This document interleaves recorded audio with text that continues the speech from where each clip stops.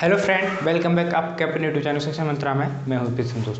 दोस्तों जैसे कि हमारा बैच चल रहा है, आप जानते ही हैं, ये नेवी, एयरफोर्स, वाई और एसएससी, सीजीएल, सीजीएचएसएल वगैरह और अन्य कई कंपटीशन एग्जाम जिनमें जी की इम्पोर्टेंस है, जी की आती है, तो वहाँ उन एग्जाम के लिए इम्पोर्टेंस है दोस्तों। इसके अलावा दोस्तों ये वाला जो बैच इंटरव्यू जो लोग दे रहे हैं उसके लिए इम्पोर्टेंट है, क्योंकि इंटरव्यू में जी के से संबंधित क्वेश्चन पूछ लिए जाते हैं। ठीक है, तो दोस्तों हमारा जो जीके का बैच चल रहा है उसमें मैं आपको दोस्तों भारत का इतिहास का बता रहा था।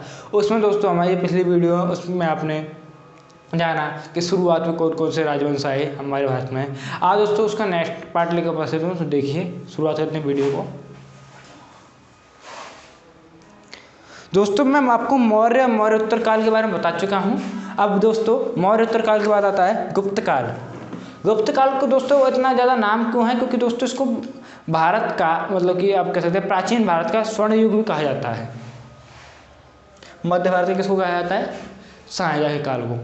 जब शाहजहाँ जो अकबर का बेटा जहांगीर था, जहांगीर का बेटा जो शाहजहाँ था, उसके काल को वैसे मोस्टली उसके काल को चित्रकला और इन सब का स्वर्ण युग कहा जाता है। चित्रकला और स्थापत्य कला का युग, स्वर्ण युग। चित्रकला का जहांगीर के काल को और स्थापत्य कला का शाहजहाँ के काल को स्वर्ण युग कहा जाता है। और स्थापत्य कला के अलावा कई और चीज़ में उसका योगदान था, जिसके कारण शाहजहाँ काल को मध्यकाल का भारत का स्वर्ण युग कहा जाता है। सॉरी, शाहजहाँ नहीं, हम अभी पढ़ रहे हैं गुप्त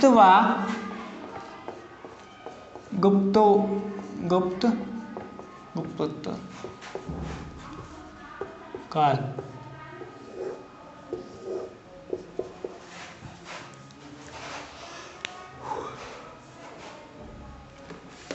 ठीक है दोस्तों, कुषाण वंश के बाद, जो कि मैंने आपको बताया था, कुषाण वंश कनिष्क नाम के वो थे, राजा थे।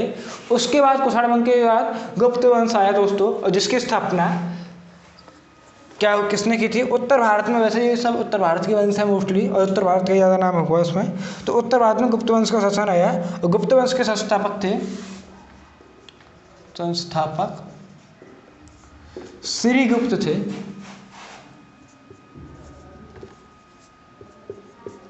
दोस्तों इसके प्रथम महत्वपूर्ण शासक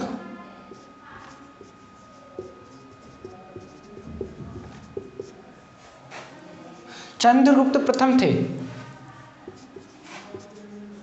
चंद्रगुप्त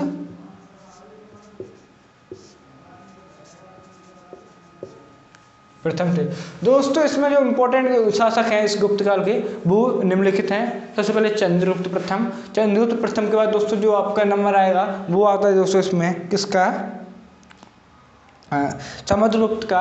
समुद्रगुप्त को भारत का नेपोलियन कहा जाता है, ये तो आपको पता ही होगा। उसके बाद चंद्रगुप्त सेकंड को कहा, जिनको चंद्रगुप्त विक्रमादित्य भी कहा जाता है। चंद्रगुप्त विक्रमादित्य के बाद जो स्कंदगुप्त और समुद्रगुप्त, यही इंपॉर्टेंट है। बाकी अलावा इनमें और कोई ज़्यादा इंपॉर्टेंट नहीं है। वैसे शासन तो कई लोगों ने किया, जैसे कुमारगुप्त। हाँ, एक कुमारगुप्त का भी इम्पोर्टेंट है। शासन तो गुप्त काल में कई लोगों ने किया, लेकिन जो इम्पोर्टेंस होते हैं उनके बारे में इतिहास में पढ़ा जाता है। इसीलिए कहते हैं कि जो इम्पोर्टेंस आदमी होते हैं उनके बाद उनको ही इतिहास में याद रखा जाता है। बाकी के तो लोग जब आए और गए, वो तो आते जाते रहते हैं। राजा को तक को याद नहीं रखते, तो आम लोगों की क्या बात है। दोस्तों चंद्रगुप्त मौर्य जो चंद्रगुप्त प्रथम थे, उन्होंने 320 ईस्वी में 320 ईस्वी से गुप्त संवत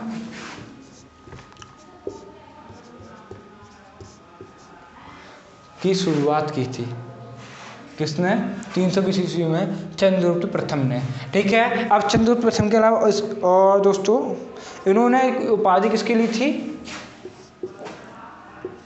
अब इन्होंने जो उपाधि ली थी वो महाराजा धिकार।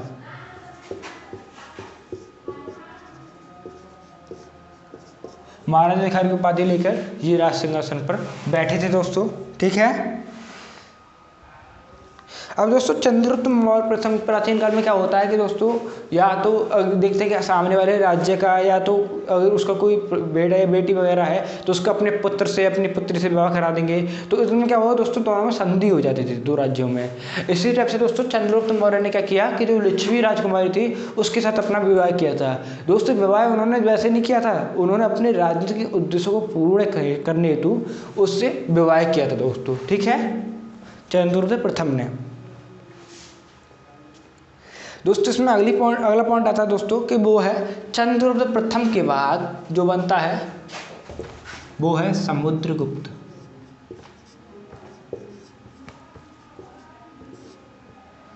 समुद्रगुप्त को दोस्तों भारत का नेपोलियन कहा जाता है।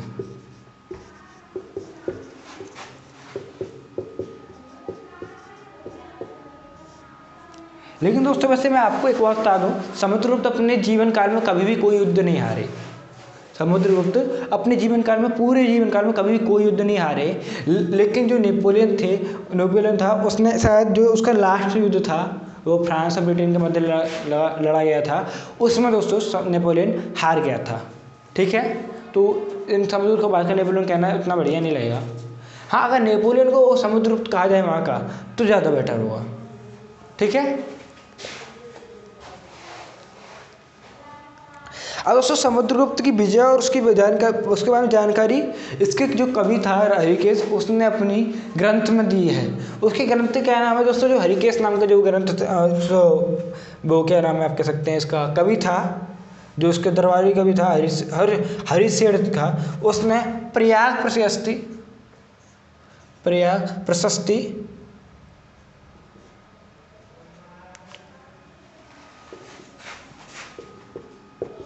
वाह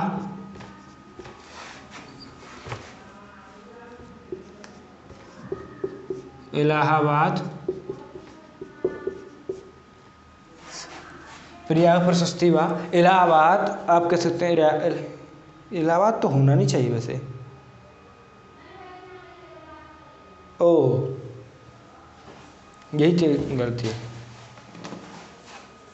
प्रयाग प्रशस्ति दोस्तों उस टाइम पे आप जानते हैं हमारे इलाहाबाद को प्रयाग कहा जाता था, और जो प्रयाग है उसको ही बाद में इलाहाबाद कह दिया गया। तो इसी का दूसरा नाम क्या लिख दिया गया, या इलाहाबाद स्तंभ। इसका रचनाकार कौन था दोस्तों, इसका दरबारी कवि हरिशेन। इसमें क्या मिला है दोस्तों, इसकी विजय का उल्लेख किया गया है, इसके कार्यशैली का उल्लेख किया गया है। दोस्तों समुद्र के ऊपर जो सिक्के हैं उन पर इसको बीड़ा बजाते हुए दर्शाया गया है, जिससे कि पता चलता है कि ये है संगीत प्रेमी था। कौन, समुद्रगुप्त दोस्तों। ठीक है, उसके बाद क्या है दोस्तों कि समुद्रगुप्त के बाद दोस्तों जो अगला वाला राजा बना वो जो था चंद्रगुप्त द्वितीय, जिसको चंद्रगुप्त विक्रमादित्य के नाम से भी जाना जाता है दोस्तों। ठीक है, चंद्रगुप्त द्वितीय दोस्तों इसने शकों को पराजित किया, जो शक पहले हमारे देश में एक टाइम पे राजू के कुछ समय के लिए, अल्प समय के लिए कह सकते हैं, उनको पराजित किया और विक्रमादित्य की उपाधि किसकी गाड़ी किसने, विक्रमादित्य। ऐसा कहा जाता है कि इन्होंने अपने पूरे जीवन काल में सत्य ही बोला। चंद्रगुप्त द्वितीय ने हमेशा सत्य बोला। और दोस्तों इन्होंने चांदी के सिक्के चलाए थे। किसने, चंद्रगुप्त द्वितीय ने ही चांदी के सिक्के चलाए थे। और इसके शासनकाल में चीनी यात्री, इसके शासनकाल में चीनी यात्री हैंसांग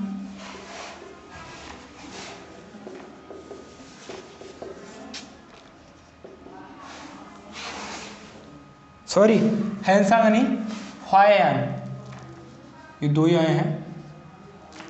हुआयान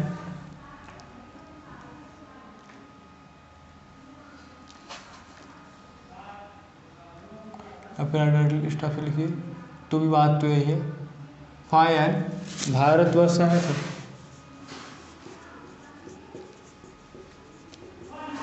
ठीक है,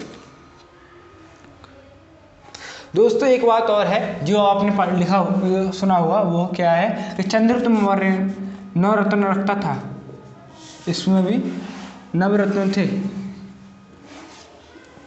क्या दोस्तों?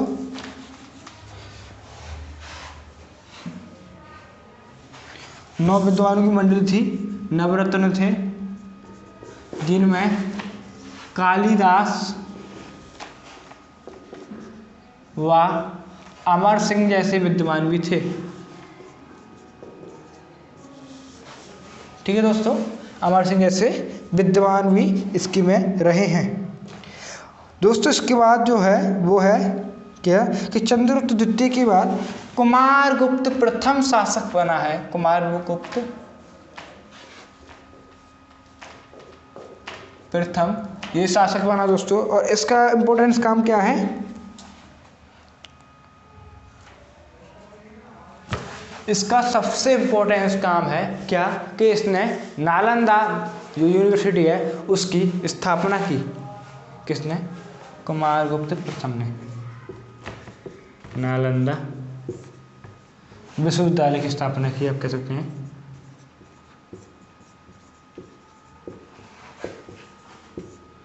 की स्थापना की। ये क्वेश्चन आ सकता है दोस्तों, इस टाइप के क्वेश्चन आ सकते हैं। अगर प्राचीन भारत से पूछे जाएंगे तो प्राचीन भारत के इतिहास से पूछेंगे तो इस टाइप क्वेश्चन आ सकते हैं। ठीक है। कुमारगुप्त का पुत्र का नाम क्या था? स्कंदगुप्त। कुमारगुप्त के पुत्र का क्या नाम था दोस्तों? स्कंदगुप्त।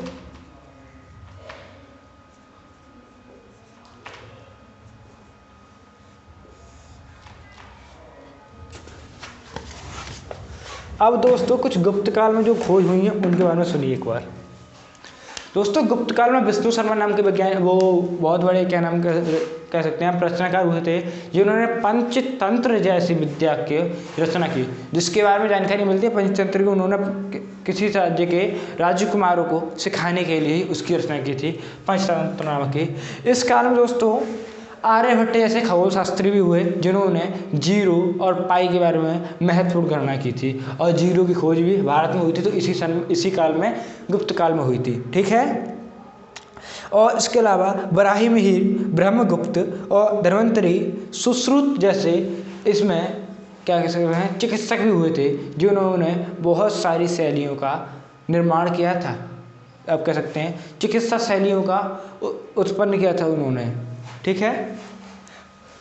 और इसके अलावा दोस्तों इसमें कालिदास, जैसे कि मैं आपको बता ही चुका, नवरत्न में शामिल थे, कालिदास भी थे। तो कालिदास ने क्या क्या किया था?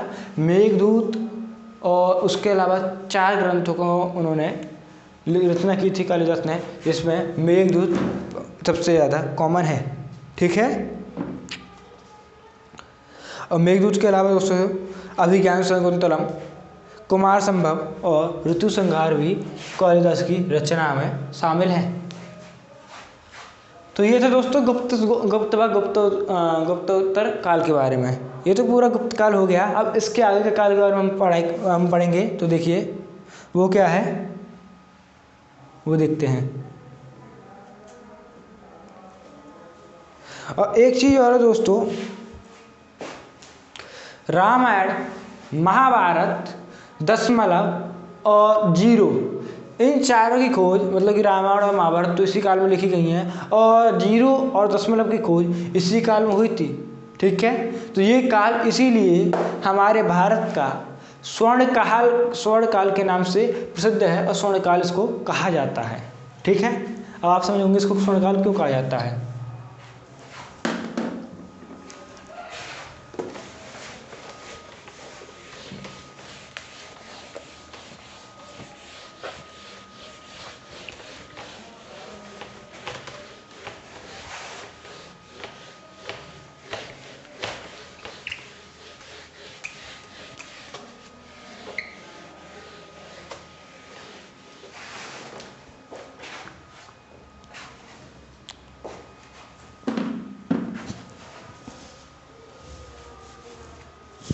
अब आते हैं अगले वंश में।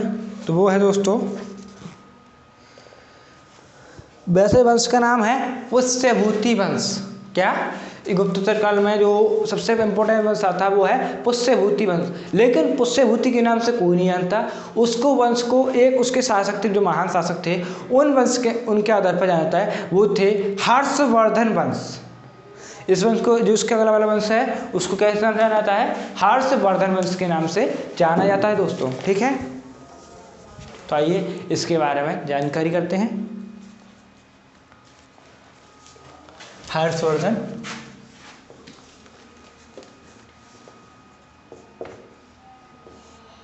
वंश।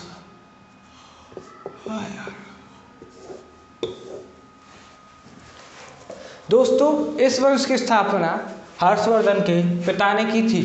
हर्षवर्धन और राजवर्धन दो भाई थे और पुष्यभूति वंश की स्थापना शायद जहाँ तक है श्रीवर्धन वंश से नाम था उनका, कन्फर्म याद नहीं है, वैसे उनके बारे में जिक्र भी नहीं होता। इसके बड़े भाई का नाम था राजवर्धन और इसने अपनी राजधानी थानेश्वर नामक जगह पर की। दोस्तों इसको भारत का अंतिम हिंदू सम्राट कहा जाता है।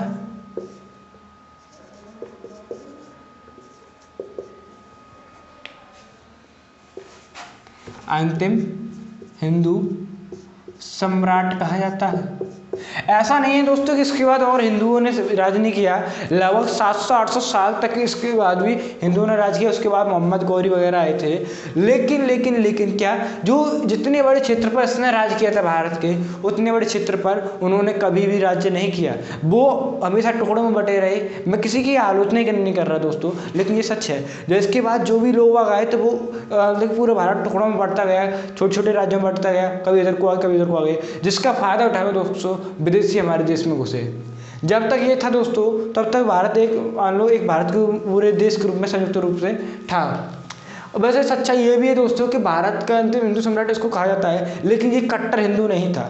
ठीक है, अगर कट्टर हिंदू होता तो, जैसे कि कट्टर हिंदू अगर कहा जाए प्राचीन भारत के काल में, तो एक कालिदास थे जो कवि थे, वो कट्टर हिंदू में आते हैं। क्यों? क्योंकि दोस्तों उन्होंने अपने यहाँ जितनी भी, जो भी जिस जगह पर गए, उन्होंने बौद्ध धर्म और जैन धर्म का सुप्रारंभ कर दिया था अपने आगे। क्योंकि उनका मानना था कि बौद्ध धर्म जो हिंदू धर्म को क्या बना रहा है, आप कह सकते हैं अभागा बना रहे हैं, नहीं ऐसे कुछ बना रहा है। ये कालिदास जी का मानना था। ये आप प्राचीन ग्रंथ पढ़ेंगे तो आपको पता चलेगा। ठीक है, लेकिन ये हर्षवर्धन था, ये ना तो कट्टर हिंदू था और ना ही इसका पूरे भारत पर राज था। लेकिन उसके बाद भी इसको भारत का अंतिम हिंदू सम्राट कहा जाता है, क्योंकि इसके बाद जितने भी शासक आए, उनके हाथ में जो भी आया, इसके बराबर प्रभावशाली शासक कोई नहीं आया, आप कह सकते हैं। और भारत टुकड़ों में बढ़ता चला गया, जिसका कारण लगभग इसके 700-800 साल बाद मुसलमानों की, जो आप कह सकते तुर्कों की नज़र हमारे देश पर पड़ी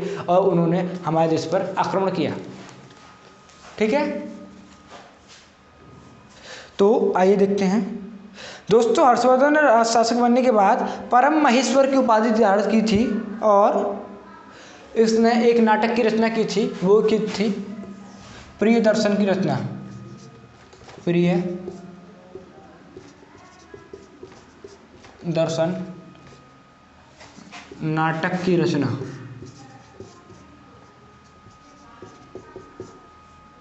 और क्या दोस्तों,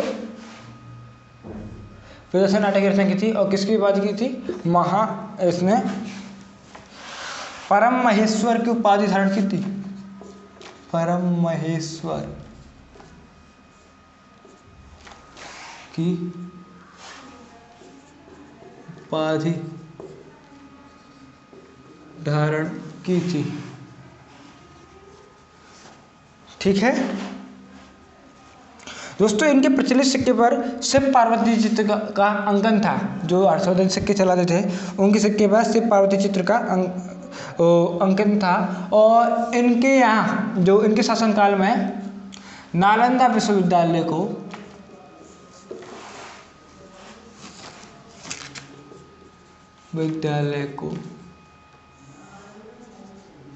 परम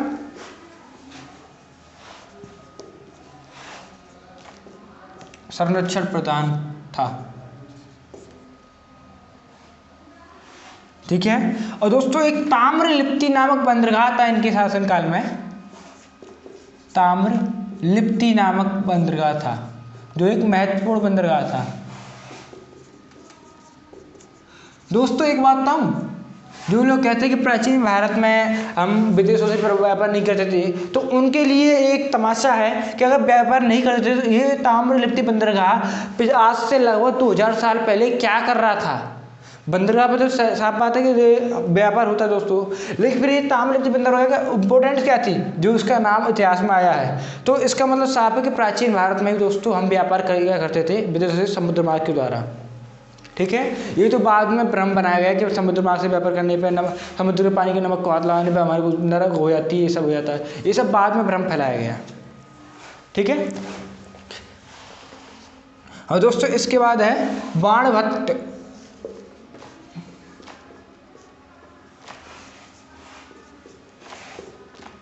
इसका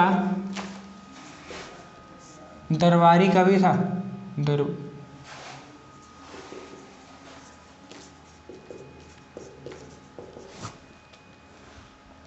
जिसने हास्य रचित की रचना की थी।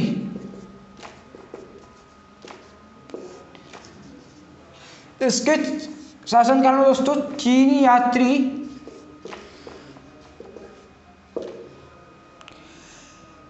हेनसांग आया था।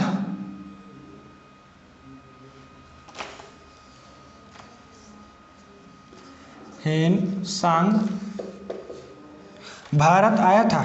ठीक है, भारत आया था।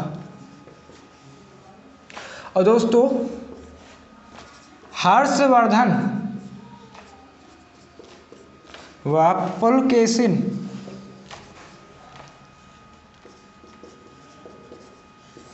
द्वितीय के मध्य युद्ध हुआ